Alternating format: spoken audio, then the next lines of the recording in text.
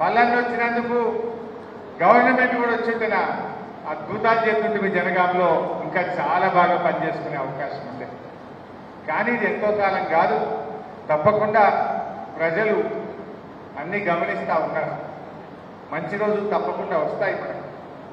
మనకేమి ఉద్యమాలు కొత్త కాదు, అరెస్టులు కొత్త కాదు, నిర్బంధాలు ఈ ప్రాంతానికి కొత్త కాదు. అనేక నిర్బంధాలు చూసినాం. వామపక్ష ఉద్యమాల్లో నిర్బంధాలు చూసిన గడ్డ ఇది.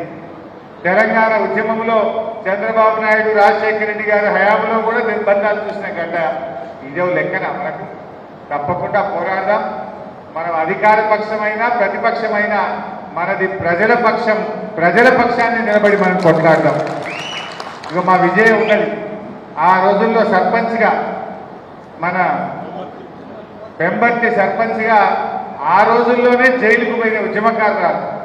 అంటే ఒక మహిళ అయి ఉండి ఆ రోజుల్లో గొర్రెలను రైలు పట్టాల మీద పెట్టి జైలుకు పోయింది, సర్పంచ్ అయింది, జడ్పీటీసీ అయింది, మార్కెట్ కమిటీ చైర్మన్ కూడా అయింది.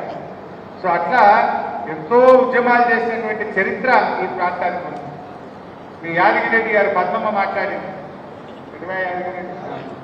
ఈడ జనగామ చౌరస్తాలో ఓ రోజు నిరాహార దీక్ష శిబిరం జరిగితే నేను వరంగల్కి వెళ్ళి వచ్చాడు. కూర్చుంటే దుమ్ము దుమ్ము చేసాం. ఒక దమ్ము ఎటు చూసుకుపోయింది మరి ఆ రోజు పేద లొల్లి లాఠీ చార్జ్ జనగామ చౌరస్తాల అరెస్ట్ చేసి జీప్లు వేసుకొని బచ్చన్నపేట పట్టుకుపోయింది.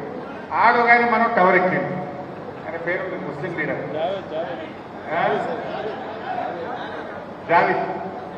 ఆయన పోయి టవర్ ఎక్కింది. హరిశన్న దిస్తావా దించామని ఇదే కళ్ళు నన్ను జల్దీసి పెట్టింది. సో అట్లా ఎన్నో పోరాటాలు చేసినటువంటి ప్రాంతం ఈ జనగామ ప్రాంతం.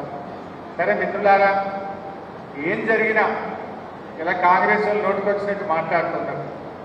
నిజంగా కేసీఆర్ కంటే ముందు కాంగ్రెసే కదా ఈ రాష్ట్రాన్ని ఎక్కువ రోజులు పాలించింది. నోరు పెద్దగా చేసుకొని మాట్లాడుతుంది. మీ ముఖానికి మంచినీళ్ళని ఇచ్చింది ఈ జనగామ ప్రాంతానికి.